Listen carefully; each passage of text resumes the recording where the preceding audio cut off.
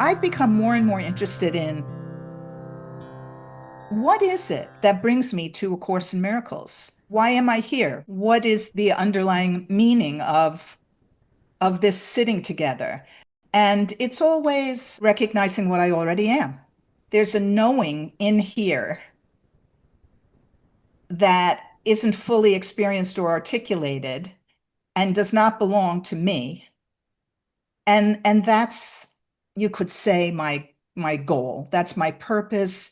That's the draw for me, is the loosening of the unconscious clench, which is fear.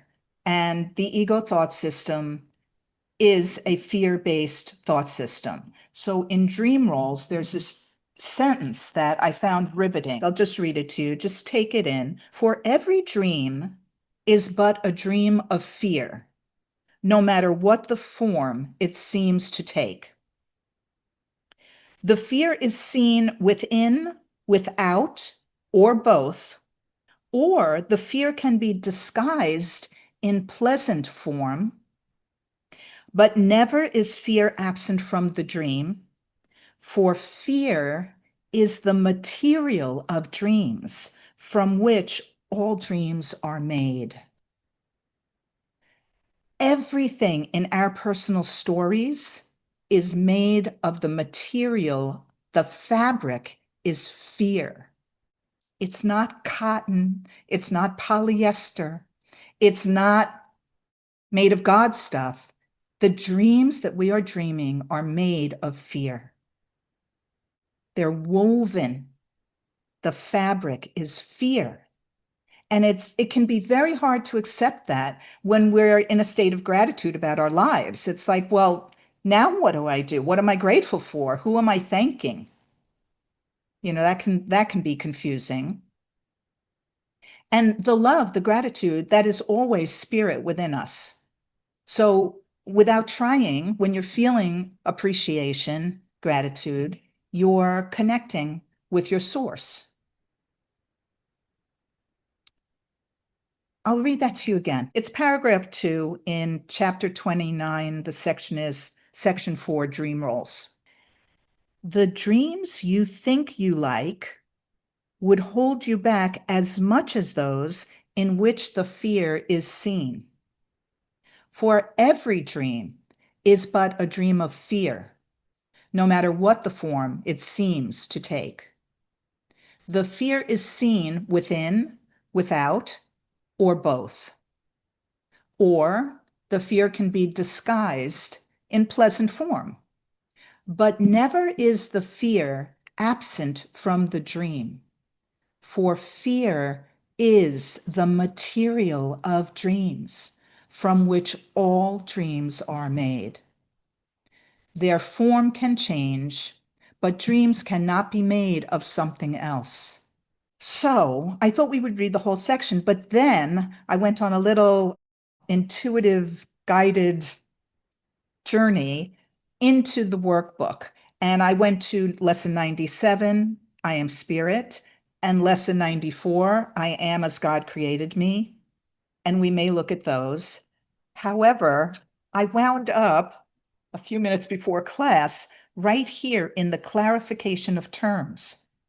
Let's read the introduction to the clarification of terms and deepen our connection with what actually brings us here to this gathering, to this classroom, to this teaching, A Course in Miracles, to the spiritual path.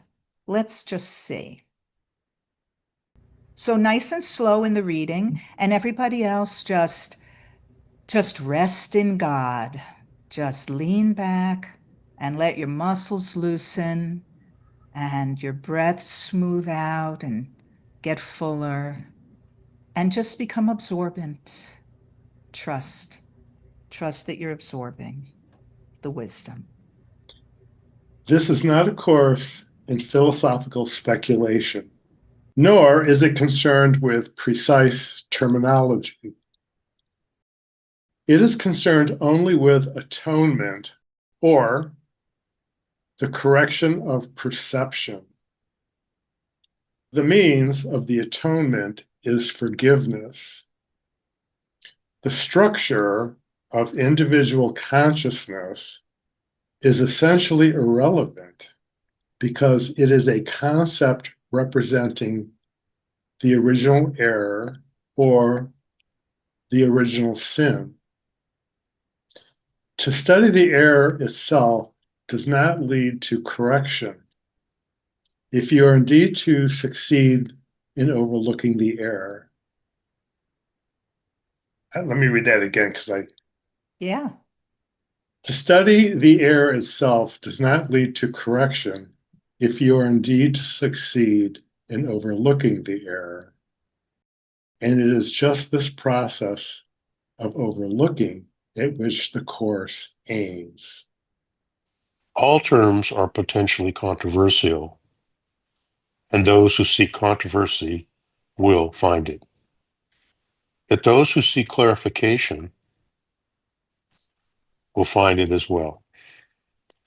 They must, however, be willing to overlook controversy, recognizing that it is a defense against truth in the form of a delay maneuver. Theological considerations as such are necessarily controversial, since they depend on belief and can therefore be accepted or rejected. A universal theology is impossible, but a universal experience is not only possible, but necessary. It is this experience towards which the Course is directed. Here alone, consistency becomes possible, because here alone, uncertainty ends. This course remains within the ego framework where it is needed. It is not concerned with what is beyond all error because it is planned only to set the direction towards it. Therefore, it uses words which are symbolic and cannot express what lies beyond symbols. It is merely the ego that questions because it is only the ego that doubts. The Course merely gives another answer once a question has been raised. However, this answer does not attempt to resort to inventiveness or ingenuity. These are attributes of the ego. The Course is simple. It has one function and one goal. Only in that does it remain wholly consistent, because only that can be consistent. The ego will demand many answers that this course does not give. It does not recognize as questions the mere form of a question to which an answer is impossible. The ego may ask, how did the impossible occur? To what did the impossible happen? And may ask this in many forms. Yet there is no answer, only an experience. Seek only this and do not let theology delay you. You will notice that the emphasis on structural issues in the course is brief and early. Afterwards and soon, it drops away to make way for the central teaching. Since you have asked for clarification, however, these are some of the terms that are used. The introductions throughout the course, they're in the text, they're in the workbook, they're in the manual. I think they're also in the supplements, the supplemental pamphlets. They're mind blowers. They're like a reset. Like, what am I doing here? What is the course about? Isn't it interesting to be referred to as individual consciousness? The structure of individual consciousness, in quotes, as if that's anything at all, that's us, is essentially irrelevant. It's part of the original error. It's part of the delusional belief in separation. Okay, so I'm going to read through it. Oh, and Erica, yes, you want to say something? And you mentioned last week, Erica, I think that you referred to the universal theology. I really liked how it talked about overlooking the definitions and how you're going to say what it's your intention that's behind it that's important, because I've learned throughout just everything was talking with different people that you really have to overlook it, because if you go in spotting the differences, you're never gonna have like, it's gonna be harder, I should say, to find that ground. But the way the course terms it is like you're overlooking. Like it really talks about how the spirit doesn't go about finding this thing, this problem, this issue, and like somehow understanding it. It goes about by overlooking it. Like that, and and I think that's really key. And that's something that it's hard for us to do when relating to someone, because we relate in a way where we find differences. We don't relate usually in a way, or I should say I know, I'm sorry. I think I Good relate catch. in a way where I want to try to find the difference, to spot the difference and talk about the difference instead of overlooking that and finding the unity and spotting the unity and working on that. So I just wanted to point that out. Yeah, yeah, and we will get into that. Yeah, definitely. I just want to look up the word theology. I mean, I think of theology as religion and religious dogma, but let's see what the actual definition is. It says the study of the nature of God and religious belief. That's from the Oxford Dictionary. Theology, the study of the nature of God and religious belief. Religious beliefs and theory when systematically developed. Okay. So let's go through this now and see where it takes us. I notice it says studying, not knowing the nature of God. To me, it's notable that the definition of theology is not knowing the nature of God, but studying the nature of God. Yes. I think that's, well, was obviously remarkable for me. Yeah, definitely. So Jesus starts us off in this introduction to the clarification of terms. This is not a course in philosophical speculation. Okay, let's look up philosophy. Is that, the underpinning of what things mean or the study of wisdom? Let's look up philosophy. This is how I read A Course in Miracles, by the way. I just start from as if I never understood any words at all. So we're back in the Oxford Languages Dictionary. The study of the fundamental nature of knowledge, reality, and existence. That's what philosophy is. The study of the fundamental nature of knowledge, reality, and existence, especially when considered as an academic discipline. So, what is life? What is wisdom? What does it all mean? But philosophy is all taking place within the caveat, the given idea that this world is real and we as people are reality. So we're not speculating philosophically, nor is A Course in Miracles concerned with precise terminology. So we're not to get hung up on the way words are used or terms are used. For instance, the face of innocence is used both ways. Sometimes Jesus is being snarky and saying the face of innocence is a false front. And other times he refers to the face of innocence as innocence. Sometimes he uses the words something else to mean part of the ego construct. And sometimes he uses something else where I don't know if it actually has a capital S and a capital E, but he's talking to God mind, something else. So it's Ken Wapnick says, it's like an epic poem, and we need to be willing to flow with what appear to be on the surface inconsistencies, trusting that the underlying content, the simple message of what we already are, is always true.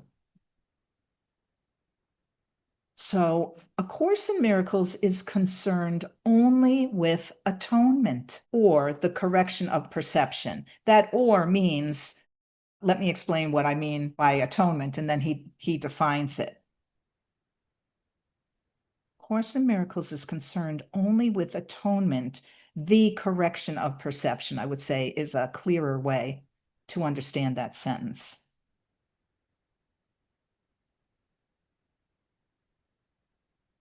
Atonement. Ken was always very fussy about not using the word at one mint. Because from his point of view, is that what you were going to ask, Chess? Good. No, but I agree completely. Carry on. Oh, interesting. Do you want to say what your agreement sure. is? Just looking up these words, I thought I'd check out gnosis, and it is the opposite of what we're talking about at the moment. It says gnosis from the Greek gnosis, meaning knowledge, and it refers to a spiritual or esoteric knowledge, specifically direct experiential insight into divine or transcendent truths. This is not merely an intellectual understanding, but an inner knowing. Yes. And what were you relating that to? Oh, what? The ego wants to stay over here, and the truth of it is very simply over here. So Gotcha.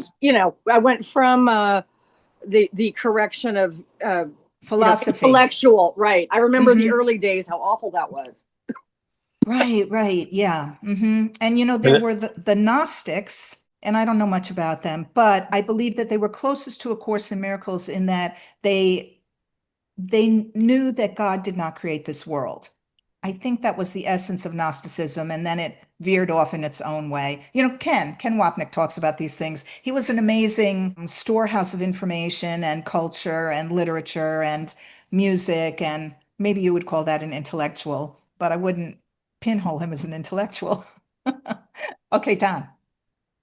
Yeah, I was just going to say, and talking of Gnostics and the ego, that also speaks to the idea of the importance of overlooking, because literally the looking at the problem or looking at the contradictions or whatever they are is just playing in the realm of the ego. So Gnostics would be, just go straight to knowledge. Don't let yourself be distracted. That's what I was going to say. Do you know something about Gnosticism? Not a lot, but when you mentioned that, I thought, oh wow, I want to explore Gnosticism. Well, just because of that, it's like, let's not mess around. Let's just, go there.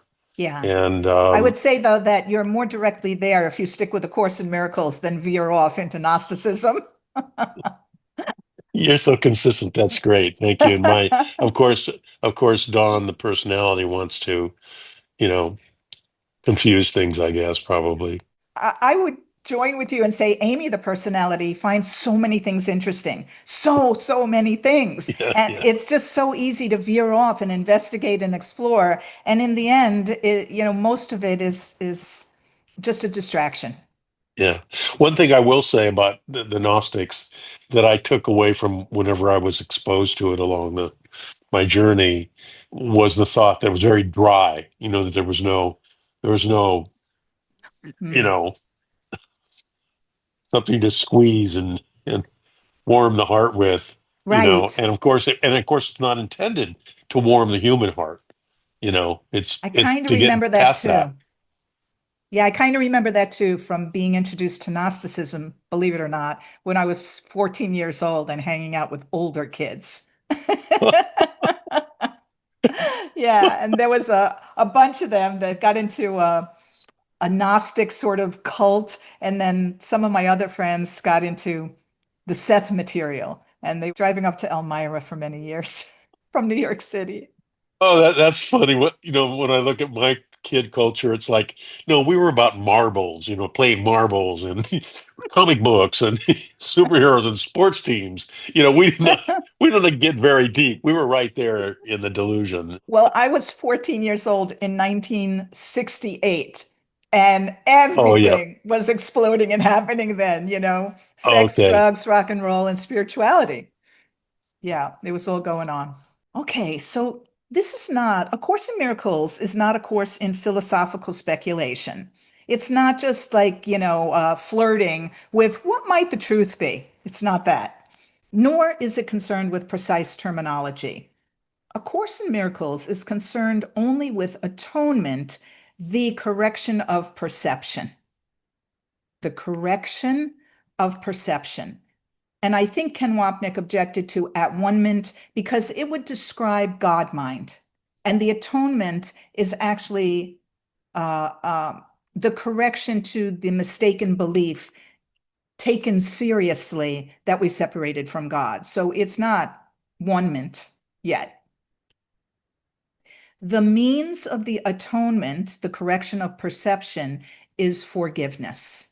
Forgiveness is the means, the method that A Course in Miracles uses to correct our perception.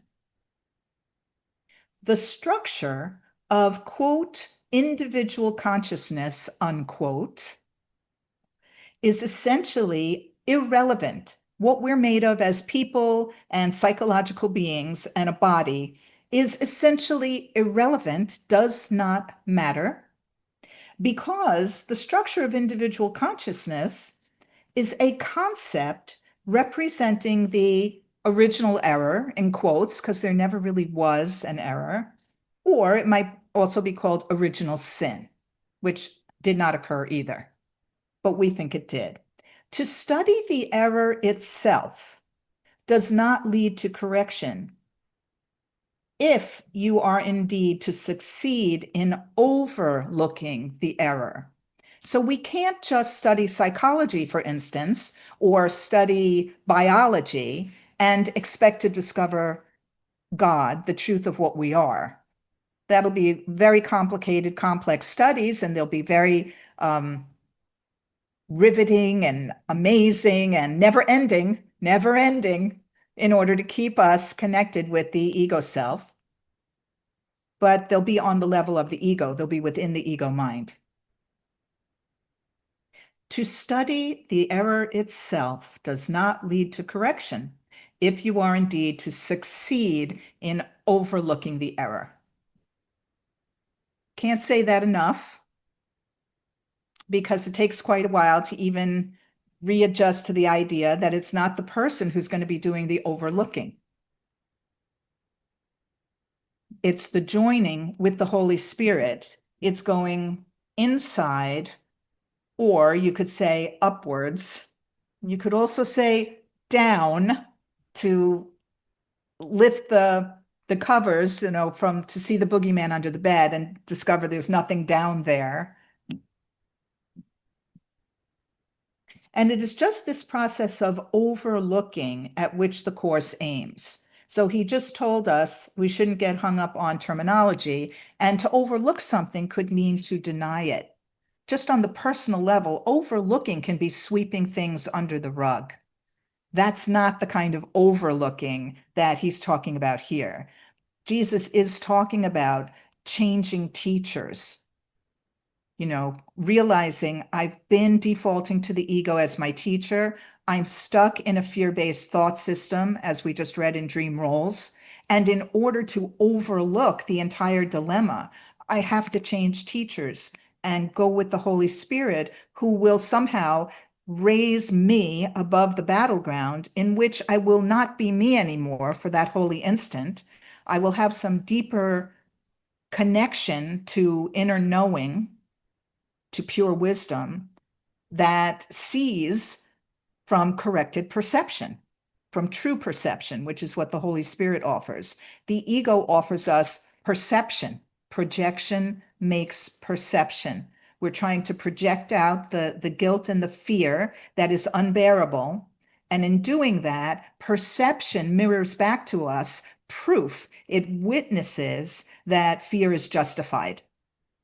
And it keeps us locked into a fear-based thought system. Do you have a question, Chaz? Would it be accurate to think of it as willingness? In other words, I want the experience so much that I'm not going to get caught up on grammar and the wording. I'm committed to experiencing. So willingness, is that okay? Is that a pretty good translation? Yeah. Okay. I would say willingness is, one of the bedrocks of being a Course in Miracles student. Not even to want anything, not even to want an experience. Even if he mentions experience here, he's wrong. Just to be willing, because we don't even know, what is meant by experience. So very, very open-ended, very open-hearted, open-minded willingness. Yes. Yes. And Don, are you Yes. So even the happy dream that the Course speaks about is part of perception, and there it's still fear-based. No, that No. I'm glad you brought that up. The happy dream is what the Holy Spirit offers us in place of the ego dream. And the happy dream has nothing to do with our worldly experience. It's a state of mind. We've become so connected, so habitually connected with the Holy Spirit, which means that we've gotten much better at not disconnecting. It means that we're stopping our interference more and more by turning to the Holy Spirit. And that is the state of the happy dream. In the metaphor that Jesus gives of climbing the ladder back to heaven, he talks about how we've descended down a ladder and gotten stuck in this dream, but that you can go back the way you came and now climb up the ladder. Towards the top rungs is the happy dream state of mind, and then the real world at the gates of heaven, and then God lifts us up from there. Now, this is all a story. It's all a way of talking to us while we're within an ego framework. And that's what he says right here in this introduction. Ultimately, all of this falls away, and there is no story and there is no dreamer. But in order to understand, he has to speak our language at first. Well, in that regard, I sent you a little bit about this, but just to briefly, a couple of times in the past week, I found myself alone and in some sort of activity, and then recognizing that my inner dialogue was negative, was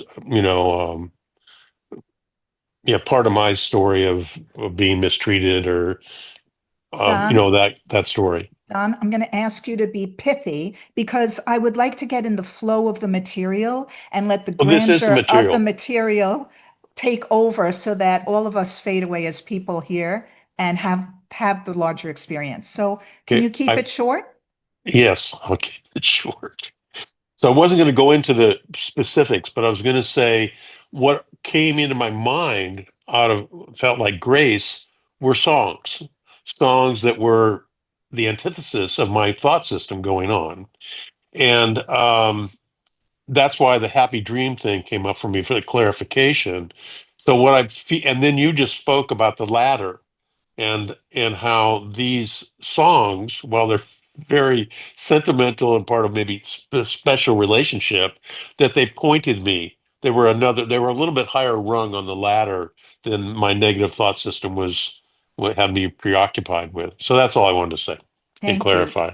Very much so, Don. I would like to agree, in my experience, that songs have come into my mind, and songs are a frequency and a vibration. Music really is higher, and you're moving into a universal language with music on the human level. So it's a real, I'm just going to say it's a real good sign when negative thoughts morph somehow into songs, sentimental songs. Doesn't matter what the song is, if it's loving, if it feels comforting to you, healing in some way. Yeah, even, I think I mentioned last time, even sad songs. I don't remember the song, but when I was with this boyfriend of mine who I just loved madly from the heart, and I'm sure I had past life relationships with him.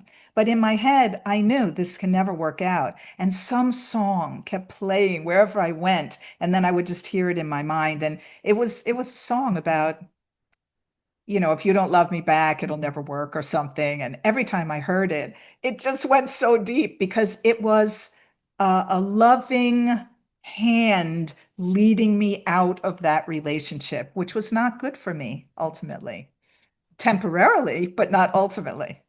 So it's really, really good to pay attention to the music. Okay. To study the error itself does not lead to correction if you are indeed to succeed in overlooking the error. And it is just this process of overlooking at which the course aims. Now, did we know that? Like when all of us started A Course in Miracles, wherever we started, did we know that A Course in Miracles is about the process of overlooking? No, we wouldn't even know what that meant. Overlooking. I mean, I was in it because my second marriage wasn't working out and I felt like a horrible failure and I felt that I was too old to have children and I had ruined my own life. And that's how I came to A Course in Miracles, just, you know, in despair and self-hatred, and bewilderment as to why such a good person as myself was having such a tough time being in a relationship and just doing the normal things that people do, getting married, having children. Okay. Second paragraph. All terms are potentially controversial, and those who seek controversy will find it. So any words in this book have the potential to be argued about. And if we're in it for the argument, then we can have an argument. But he's advising that we don't go that route. Yet, those who seek clarification will find clarification as well. This is why I don't care about all these versions of A Course in Miracles out there. Any sincere student who wants the underlying truth of A Course in Miracles will get it from any version. That's the way I see it.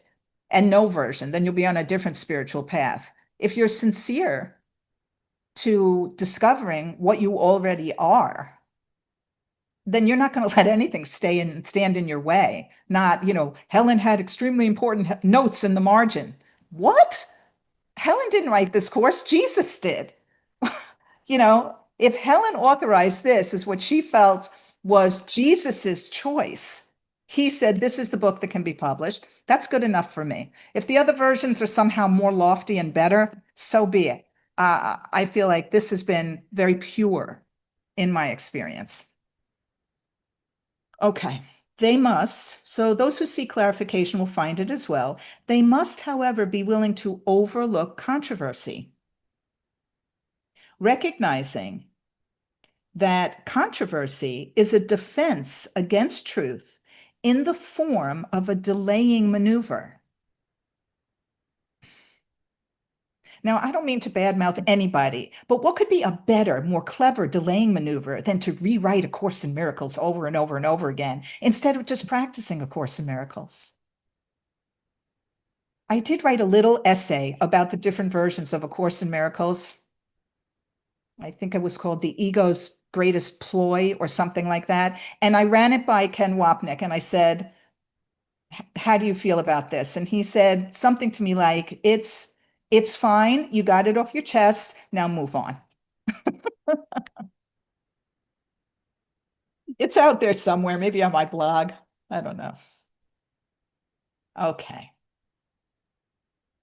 Theological, so we just looked that up, the study of the nature of God and religious studies. Theological considerations as such are necessarily controversial because they're cultural, because they're divisive, because everybody has their own theology. So they're divisive. Since they depend on belief and can therefore be accepted or rejected. A universal theology is impossible, again, because theologies are customized to different cultures. So by their very nature, they are specific to different places and different people. A universal theology is impossible, but a universal experience is not only possible, but necessary. So that's the experience of being unified, of undifferentiated oneness. Something that currently is beyond our understanding, except maybe you've had glimpses of it and tastes of it in meditation or spontaneously in this classroom or wherever and whenever, because it's always available. What we are is hiding in plain sight. We're resistant against what we are. We're tensed and clenched against what we are. And this is why resting in God is the antidote, and exposure is the antidote, because then we get the hang of how the ego thought system works without making the mistake of studying the ego itself. The ego would love for us to study, the psychology of the ego, the mechanics of the ego, but we're just looking at the system itself with Jesus. We're not getting sucked into the details of it. The devil is in the details. So a universal experience is what the Course in Miracles is directed toward. Here alone, consistency becomes possible, because here alone, uncertainty ends. Certainty is one of the aspects of God mind. Changelessness is an aspect of God mind. God mind has no aspects because it's just an ever-extending, loving, creative force, life force. And words can't come near what it is. However, it feels totally natural. And if we're not afraid of it, once we recognize it, there's and then it's ever expanding. There's no ending to it. So for many of us, those initial experiences are of fear dropping away. And spiritual awakenings happen over and over again. Eckhart Tolle and others will talk about how there was a spiritual awakening, and then it took years to catch up with that awakening, even though the awakening maintained itself and then expanded itself. Yeah, for me, my huge initial spiritual awakening came late 30s or early 40s. I was in my early 40s, I think. And I'm sure I've shared this with you. It was that experience of walking past this tree, an enormous tree with huge roots in a city sidewalk, and the sidewalk around it was broken because it was pushing through. And every day when I walked past that tree in my blues, in my terrible state of despair and failure, I experienced the roots of the tree as being in agony. It was just so painful for the roots of that tree to be trapped by the cement, the heaviness and the prison of that cement. And then one day, I had been doing a lot of yoga. I walked past the roots of that tree, the whole tree, and something in me said, this tree is mighty and grand and powerful and completely untouched by the cement. Look at it. It's breaking through the cement. You've got it all backwards. Telling you, I'm tingling. I'm just tingling telling you this. And I was just gobsmacked. So the awakening was the falling away of a huge chunk of belief and false empathy, an empathy that was untrue, and of pain and fear and anguish for this tree and who knows what else that I was anguishing over. It broke off and fell away. And then I kept feeling for it, you guys. Like I woke up the next day and again, I wasn't anguished the way I had been. I was free of something. I was clear. This misery was not there. And I started feeling for it. Like when your tongue feels around for a tooth, I started searching for the misery. And then I would get scared, like, oh, I hope it doesn't come back. I have to not search for that. And that went on. That went on for several days. And then I started to acclimate. And then it went on for several weeks and I acclimated. And I spoke about it in psychotherapy. And my psychotherapist introduced me to A Course in Miracles.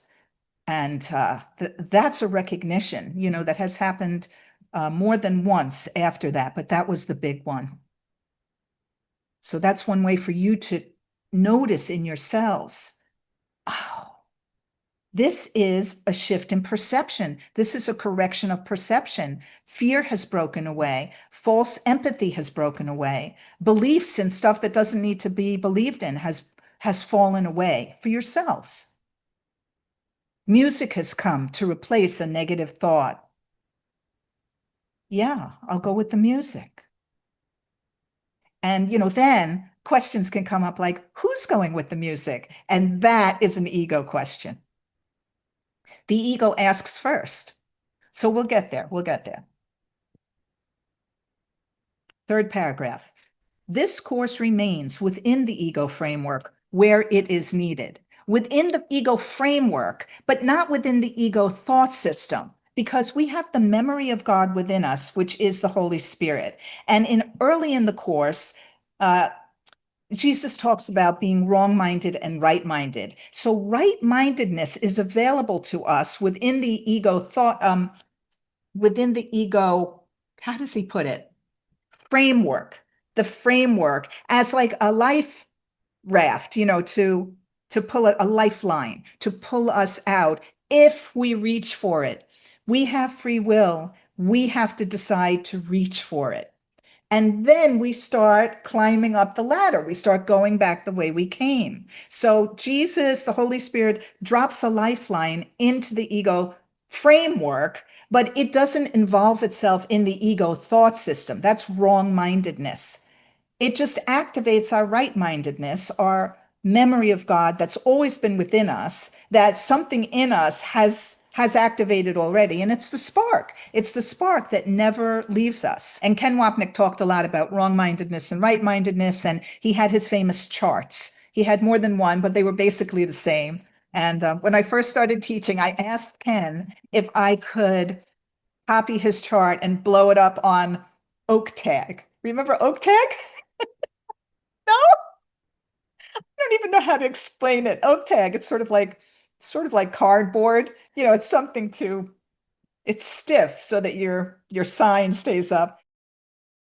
And he gave me the okay that I could use his chart.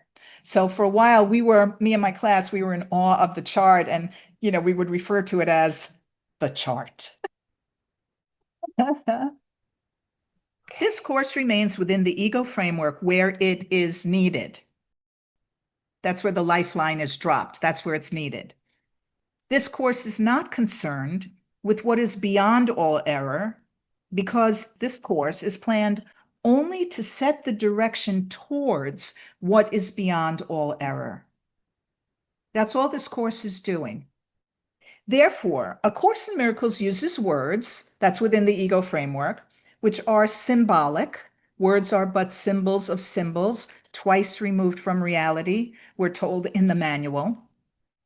And words cannot express what lies beyond symbols, but we're going to use them for now. It is merely the ego that questions, because it is only the ego that doubts. Doubting is part of being fearful. It is only the ego that questions, because it is only the ego that doubts. The Course merely gives another answer once a question has been raised. The Holy Spirit isn't asking any questions. The Holy Spirit is an extension of God's certainty, and you'll find the word certainty all throughout the Course. And somehow you'll recognize your own certainty when it's inside of you. There's like a click, and you just know that you've slotted in or you've grooved in to what you are.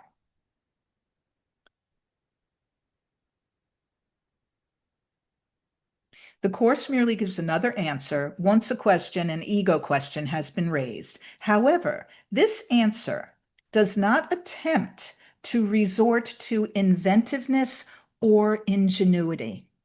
I am so tickled by that.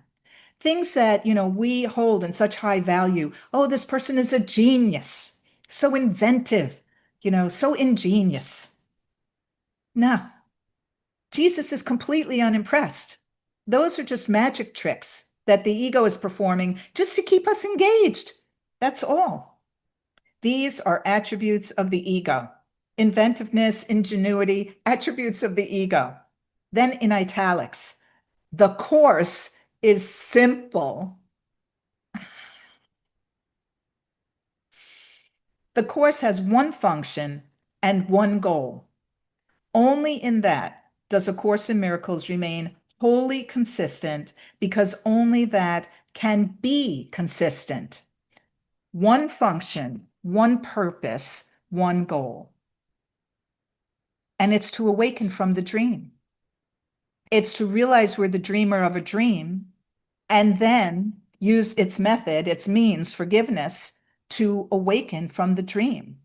Basically, my experience of A Course in Miracles is that it is through systematic desensitization helping me face fear and experience fear as pure sensation, so that I'm no longer so sensitive to fear, so that I can let go of fear.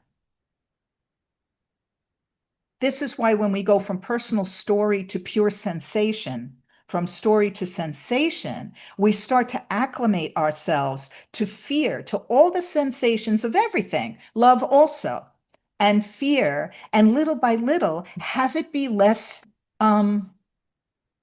terrifying, have it be less threatening. Just start to experience fear as what it is. It's like, oh, this is fear. This heartbeat very fast. Oh, that's a symptom of fear.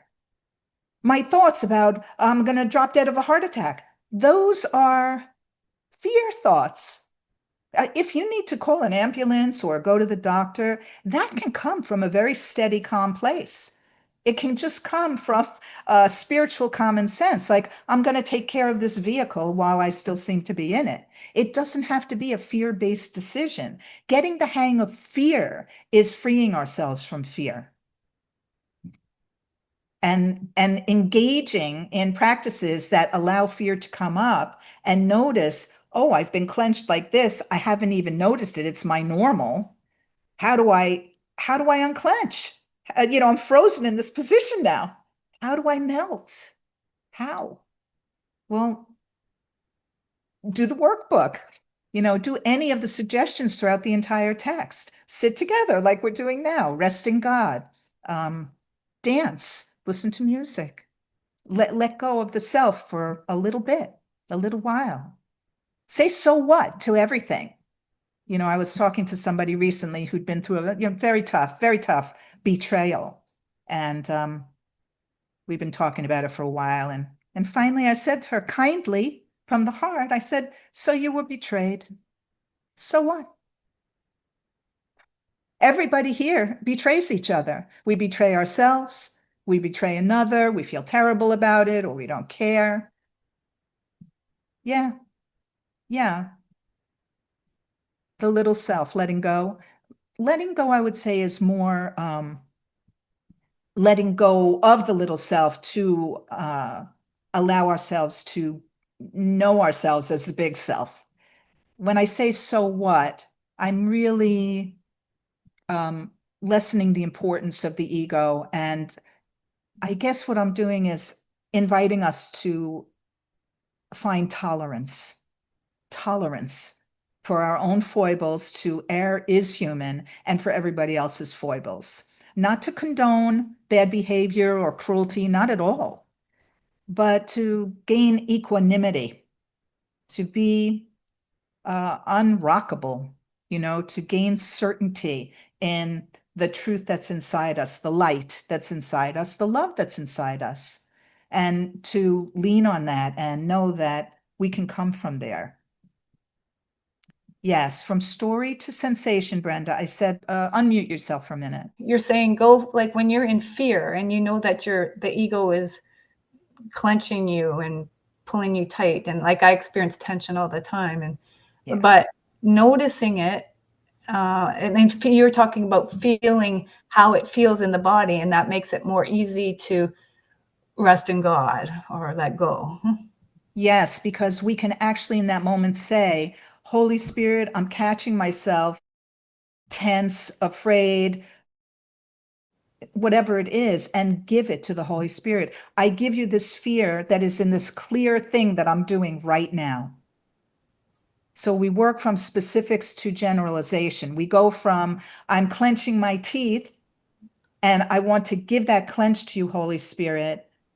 I'm giving you my fear. I'm trusting that you want my fear. So it's, for me, it's not like, please take this fear from me, because then I'm dragging him into the dream. I'm like, no, I'm going to trust you that you want all of me. You want me good and bad. You want my perfume and my farts. You want it all. I'm just giving myself to you. I'm giving. You told me it's giving, and I'm going to give it.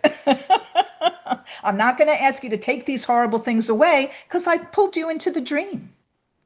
And so I go from my personal story, all the details of my personal story, and it boils down to pure sensation. And then pure sensation starts to open up to, wait, there aren't any boundaries. I thought my boundaries were my skin. But wait, I'm tuning into something deeper and higher and lower and more expansive than little me. And that can just be a moment. And that's a moment that we need to pay attention to. Not take seriously like the ego does, like that was very important. No, it's more like, oh, that was very true. That was true. And the ego is going to dismiss it, and I'm going to forget about it in 1 second if I don't cherish this little moment. And we become more lighthearted. And if we're not laughing yet because things are still too upsetting, there's relief. There's an expansion of breath. There's like, at least there's that. And that's lighter in and of itself. Any kind of relief is a lightening. Yes. Yeah. Did you talk? I know I joined late. Were you able to talk about the dreamer of the dream? So I thought we were going to start with dream roles. And I did read like one paragraph from that section. It's a good review for all of us. This is in chapter 29, which is called The Awakening. Brenda, would you read paragraph 2? Yeah. The dreams you think you like would hold you back as much as those in which the fear is seen. For every dream is but a dream of fear, no matter what the form it seems to take. Yeah, like even the pleasant dreams and experiences we have, eh? That's right. The fear is seen within, without, or both. Yeah, like I feel it in my body, but I attribute it to events outside of me. Both of those. Or it can be disguised in pleasant form. Yeah, like I got to go to the museum yesterday or something like that. Mm-hmm. But never is it absent from the dream.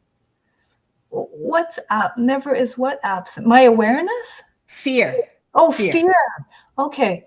But never is it absent from the dream, for fear is the material of dreams from which they are made.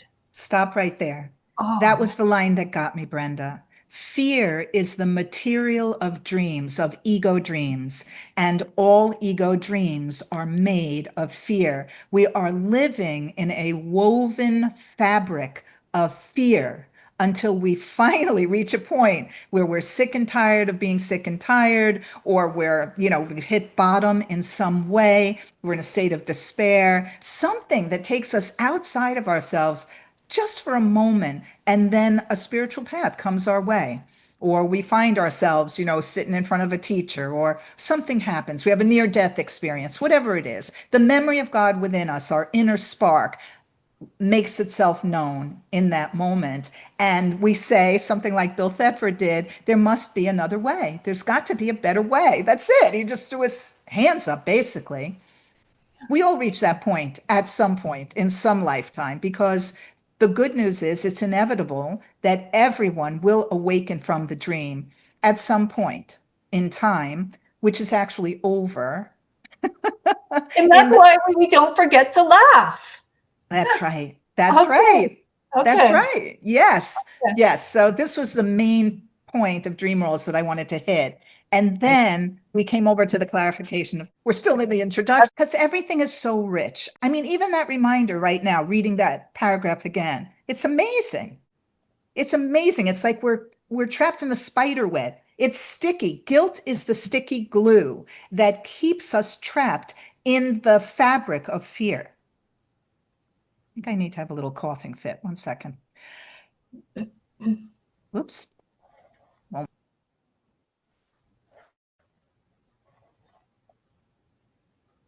sometimes that's just some kind of release. Yeah. So guilt is what A Course in Miracles says is the glue that keeps us stuck in the ego spider web.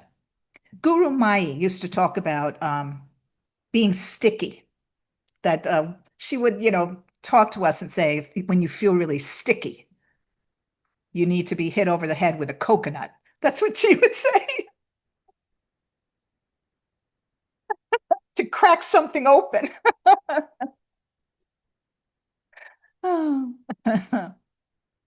Guru Mai was Baba Muktananda's disciple, and she did all the chanting, and she was the guru in Eat, Pray, Love, that book, that very popular book, Eat, Pray, Love.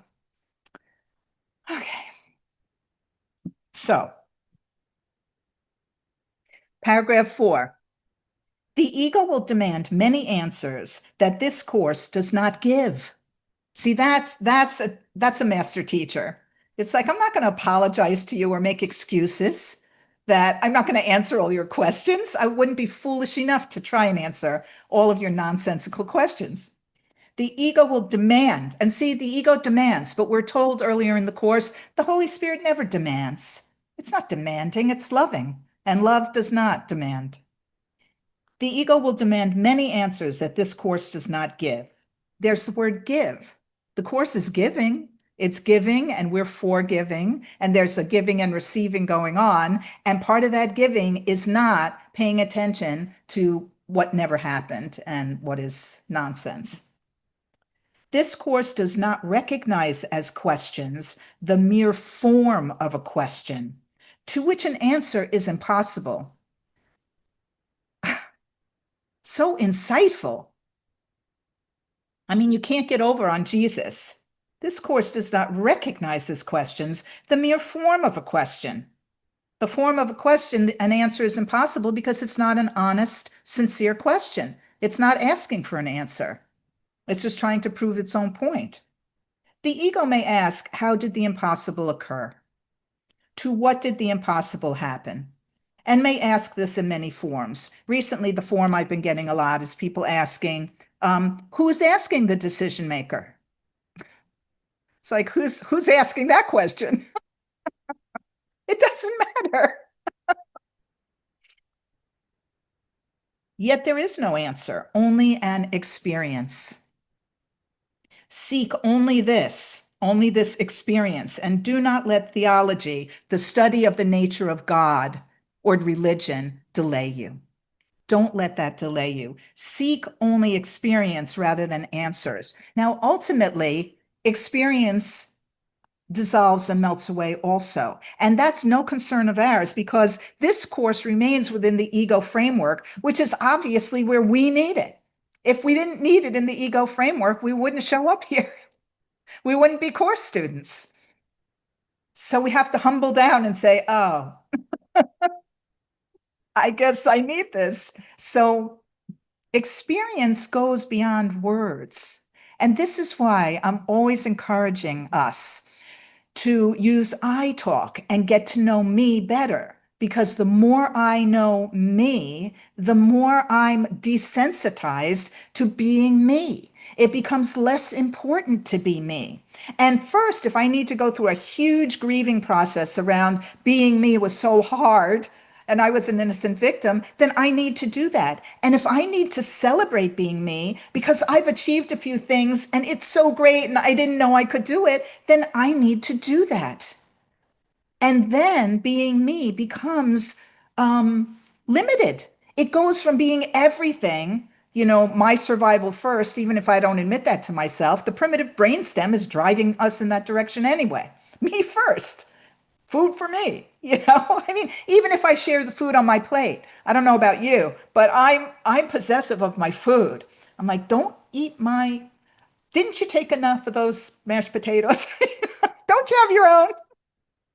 You have to notice these things about yourself and admit it. You got to admit it. So being attentive to me and also the body and how the body feels and what's going on. I mean, the body's so interesting in that we never know ourselves. If there were no mirrors, we'd never see our own face. If we looked in a pond like Narcissus did and saw a face in there, we wouldn't know it was us. And I believe the original myth of Narcissus, I don't think he knew that that was him. I think that story has gotten distorted over time. I think he fell in love with his reflection, but he didn't know it was him. How would we know that? That takes some doing. If you've ever seen animals look in the mirror, they look and then they look around to see where they don't know it's them, usually. I did see an extraordinary video the other day where a cat somehow saw ears in the mirror and then started touching its own ears. It was extraordinary. Anyway, let me not let the ego distract me from saying that this is why for me, I'm passionate about get to know yourself and speak out of your own experience and don't get ahead of yourself and speak for everybody before you know yourself. And ultimately, we can't know ourselves completely. It's just endless, the minute I say, no, I'm not doing that. The next day I'm like, I think I'll do that. It just goes on and on and on. The personality and the body, and then the body dies, and then you're reincarnated, and then you come back, and then all the questions, do I pick up where I left off, or will I become a donkey? And I don't know. And Tibetans say this, and Buddhists say that, and it just goes on and on and on. So still, this is where we start with the workbook lessons. We start here with the personal me and the specifics, and we start to find out as me becomes less important that wait a minute, he's not even talking to the personal me. He's talking to the decision maker, the dreamer. But we haven't quite gotten there yet. The last paragraph, you will notice, and he's talking to the decision maker. You, son of God, dreaming that you're separate from God, will notice that the emphasis on structural issues in this course is brief and early. Structural issues. Maybe he's talking about the workbook lessons. Honestly, you guys, I don't know what he's referring to. And if you know, you can tell me. The structural issues in the course is brief and early. Afterwards and soon, it drops away to make room for the central teaching. Since you have asked for clarification, however, these are some of the terms that are used. And then we get into mind, spirit, the ego, the miracle, forgiveness, the face of Christ, true perception, knowledge, Jesus Christ, the Holy Spirit, and then the epilogue. Erica, you have a comment. Yeah. Well, first I was going to say the structural issues. When you said it, I immediately thought about, I think, at least from my opinion, what they're saying or what is meant by this is the way it's written, the structural issues and the terms and the way it's used. Because for me, it was hard when I first read it. I was actually listening to it at work, and I came from a Jehovah's Witness background. So I had a lot of issues around it because that when I found out that religion was not for me, wasn't a path that I could take for a lot of reasons. It was like a kind of a thing where I kind of rejected everything about it almost at first. And it's written in like a biblical way. So there was this feminist in me that was like the son of God and all the sons and where's the women? And so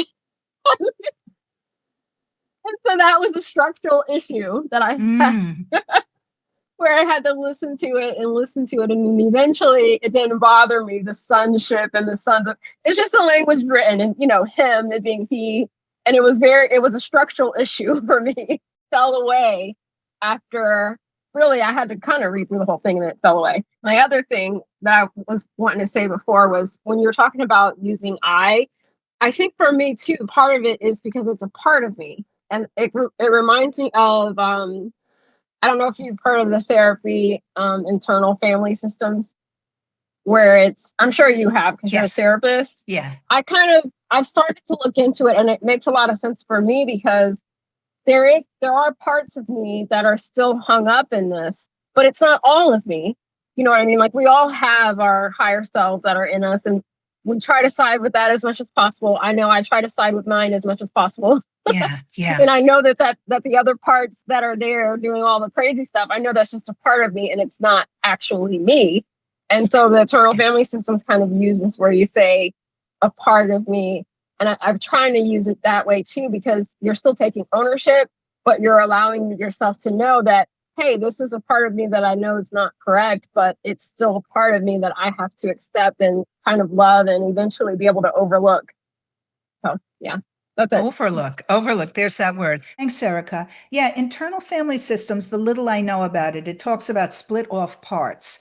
And I was trained in Gestalt psychotherapy, and Fritz Perls, the person who came up with Gestalt, and he was German and he spoke German, and Gestalt means it could be translated as an integrated whole. So there's a real spirituality to Gestalt that isn't really spoken about that much. But he was talking about separate parts, that we disown parts of ourselves and we don't realize that we've done it at first. So in my case, I disowned needs, and I valued being a low maintenance person.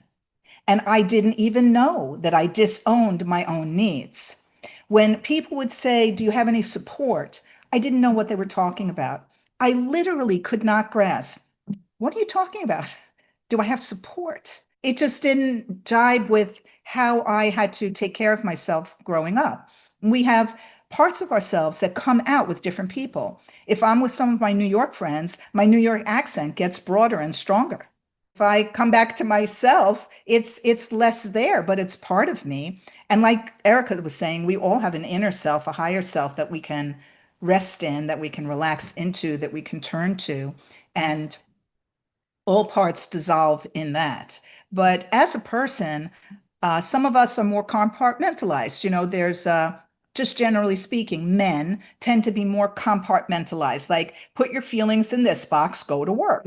Whereas women are like, forget work, let's stay up all night until we work it out. I don't care if you don't get any sleep, you know? And the ego, of course, is the original separate from God and be apart. So first we're apart as a collective mind, and then the splitting happens, the ingenious, inventive, nefarious, deceptive series of falls where we just get lost in identities. So I would love to play a song, and I'm attracted to music right now that has what feels to me like an upward spiral. It just feels like it just takes me there. So this is an instrumental piece, although there'll be a little place where she sings, called Birdland by Weather Report. But it's being performed by a little girl named Ellen, and she's Armenian, and she seems to come from a big Armenian family, and maybe lots of them are musicians. And her dad is the guitarist behind her, super supportive of Ellen. It's very healing for me to see a family making music, enjoying themselves, being inspirited. And I just enjoy her version of Birdland so much. And here we go.